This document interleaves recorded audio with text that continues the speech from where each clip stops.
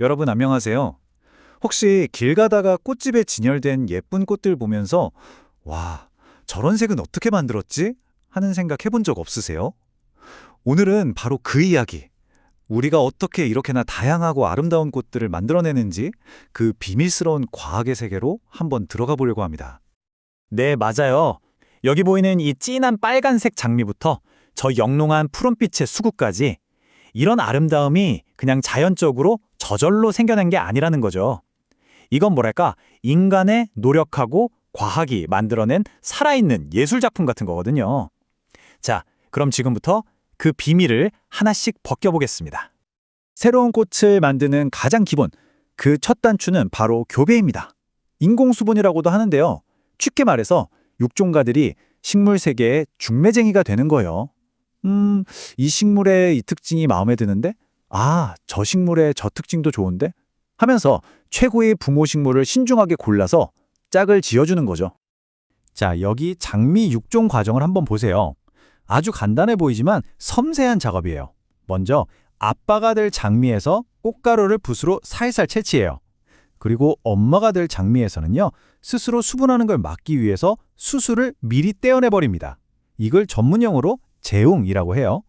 그 다음에 이제 아빠 꽃가루를 엄마 꽃의 암술머리에 살짝 묻혀주는 거죠. 그럼 끝!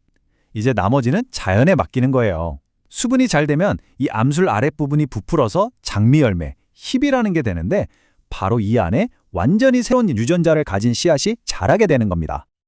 근데 말이죠. 문제가 있어요. 이 방법 시간이 너무 오래 걸린다는 거예요. 정말 엄청난 인내심이 필요하죠. 생각해보세요. 씨앗 심어서 싹 틔우고 그게 또 자라서 꽃을 피울 때까지 하염없이 기다려야 내가 원하던 바로 그 꽃이 맞는지 겨우 확인할 수 있는 거니까요. 그래서 요즘 육종가들은 마냥 손 놓고 기다리지만은 않아요. 아주 똑똑한 지름길을 찾아냈거든요. 식물이 아직 완전 아기일 때, 그러니까 묘목일 때 나중에 어떤 모습으로 자랄지 미리 예측할 수 있는 결정적인 단서를 찾는 거죠. 이걸로 육종 기간을 확 줄여버리는 겁니다. 수국을 예로 들어볼까요? 교배에서 얻은 씨앗을 심잖아요. 그럼 그 작은 묘목이 자라서 제대로 된 꽃을 피우는 걸 보려면 최소 2년은 기다려야 해요. 근데 거기서 끝이 아니에요. 그 특징이 그 다음에 해도 잘 나타나는지 확인해야 하니까 제대로 된 품종 하나 만드는데 4년에서 7년이 훌쩍 가버리는 거죠. 자, 여기서 진짜 재밌는 게 나옵니다. 바로 우리나라 한국 연구진이 찾아낸 기가 막힌 단서인데요. 수국은 말이죠. 1년 된 어린 묘목의 잎사귀 모양만 봐도 나중에 어떤 모양의 꽃이 필지 거의 다 알 수 있다는 걸 밝혀낸 거예요. 잎이 좀 둥그스름하면 나중에 이렇게 풍성한 공 모양 꽃이 피고요. 잎이 좀 뾰족하고 길쭉하면 저렇게 단아한 산수국 모양의 꽃이 필 확률이 엄청나게 높다는 거죠. 와, 이거 진짜 대단하지 않아요? 그러니까 핵심은 이거예요. 이제 2년을 꼬박 기다릴 필요가 없어진 거죠. 그냥 1년 된 묘목, 잎사귀만 딱 보고 넌 내가 원하는 꽃 모양이네? 합격! 넌 아니네? 탈락! 이렇게 미리 속가낼 수 있게 된 거예요. 육종하는 효율이 말 그대로 폭발적으로 좋아진 거죠. 자, 이렇게 잎 모양처럼 눈에 보이는 단서를 활용하는 걸 봤는데요. 여기서 한 단계 더 깊이 들어가 볼까요? 이제 식물의 가장 근본적인 설계도, 그러니까 유전자와 염색체의 세계를 들여다볼 차례입니다. 핵심 개념은 바로 배수성입니다. 좀 어려운 말 같죠? 쉽게 설명해 드릴게요. 보통 우리 같은 생물들은 엄마한테서 염색체 한 세트, 아빠한테서 한 세트, 이렇게 총 두 세트를 받아요. 이걸 이배체라고 하는데요. 배수체는 이 염색체 세트를 통째로 몇 개 더 가지고 있는 애들이에요. 3개, 4개, 막 이렇게요. 비유하자면 유전자라는 설명서를 한 권이 아니라 2권, 3권 복사해서 갖고 있는 셈이죠. 설명서가 여러 개니까 뭔가 더 크고 더 특별한 걸 만들어낼 수 있겠죠? 그럼 이 배수성이 우리 실생활에 어떤 영향을 미치냐고요? 이 표를 보면 바로 감이 오실 거예요. 우리가 정말 좋아하는 씨 없는 수박, 씨 없는 바나나 있죠?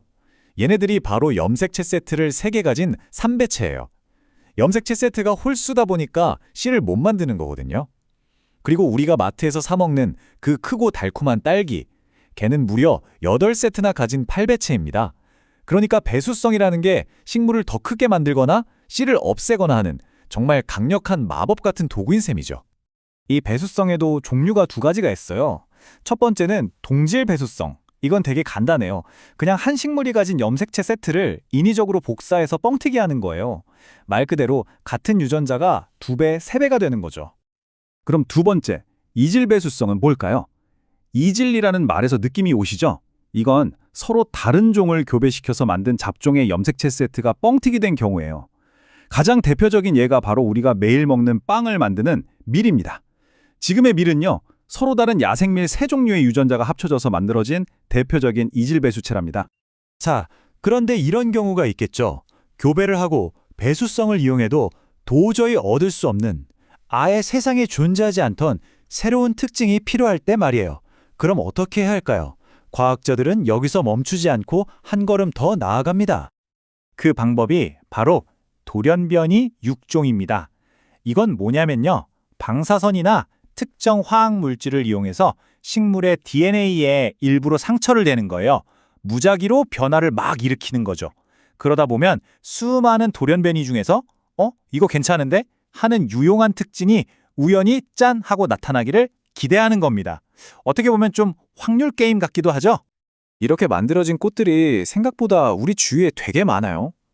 여기 보이는 이런 독특한 색깔의 국화나 장미, 히비스커스 품종들, 전부 다 이 돌연변이 육종으로 탄생한 성공작들입니다.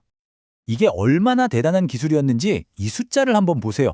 1997년 기준으로요. 이 돌연변이 육종 기술로 만들어져서 공식 등록된 식물 품종 수가 자그마치 1824개입니다. 1824개요. 얼마나 널리 그리고 성공적으로 쓰였는지 감이 오시죠? 자, 지금까지 정말 다양한 육종 기술들을 살펴봤잖아요. 그럼 이런 질문이 생길 수 있어요. 근데 이 모든 노력이 대체 왜 중요한 거지? 단순히 예쁜 꽃 하나 더 보려고 이렇게까지 하는 걸까요? 절대 아닙니다. 이 숫자가 그 이유를 말해주고 있어요. 2014년에 미국에서 수국 하나만 가지고 형성된 시장 규모가 얼마인지 아세요? 9,120만 달러. 우리 돈으로 환산하면 약 1,200억 원이 넘는 돈이에요. 어마어마하죠?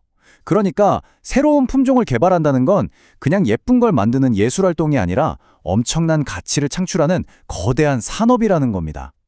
자, 그럼 오늘 내용 핵심만 딱딱 정리해볼까요? 첫째, 식물 육종은 육종가의 감각적인 예술과 유전학이라는 과학이 만나는 지점이라는 거. 둘째, 입모량 같은 단서를 찾아서 개발 시간을 확 줄이는 지름길을 쓴다는 거. 셋째, 배수성이나 돌연변이 같은 기술로 아예 세상에 없던 새로운 특징도 만들어낼 수 있다는 거죠. 그리고 이 모든 노력의 최종 목표는 뭘까요? 바로 더 아름답고 병에도 더 잘 견디고 그래서 더 비싸게 팔 수 있는 가치 있는 식물을 만드는 겁니다. 오늘은 꽃 한 송이를 탄생시키기 위해 얼마나 정교하고 강력한 과학기술이 동원되는지 한번 살펴봤습니다. 자, 그럼 마지막으로 이런 질문을 한번 던져보고 싶어요. 우리가 이렇게 꽃의 아름다움을 디자인할 수 있다면 이 놀라운 기술들을 우리가 먹고 사는 식량작물에 본격적으로 적용했을 때 과연 미래의 농업 그리고 우리의 밥상은 어떻게 바뀌게 될까요? 이 질문을 여러분께 남기면서 오늘 이야기는 여기서 마무리하겠습니다.